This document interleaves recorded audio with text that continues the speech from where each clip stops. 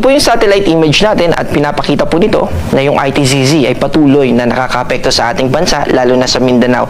At itong ITCZ o Intertropical Convergence Zone ay magdadala ng maulap na kalangitan na may kasamang mga pag-ulan at mga thunderstorms. Makakaapekto po yan sa Davao Region, sa Zamboanga, sa Sorsogon at sa iba pang bahagi ng Mindanao.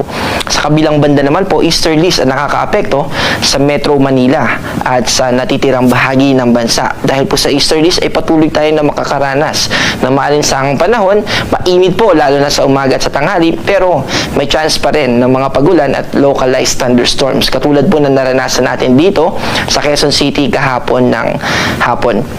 Meron po, dahil sa mga cloud clusters na yan, dahil associated po yung ITCZ or kinoconsider din siya as breeding ground ng mga tropical cyclone, may possibility po na magkaroon ng circulation. May tinitignan po tayo na circulation dyan at yung cloud cluster na yan ay hindi pa tayo certain kung magde-develop siya into low pressure area, pero inaantabayanan po natin na magsumubaybay po tayo para sa mga updates pa.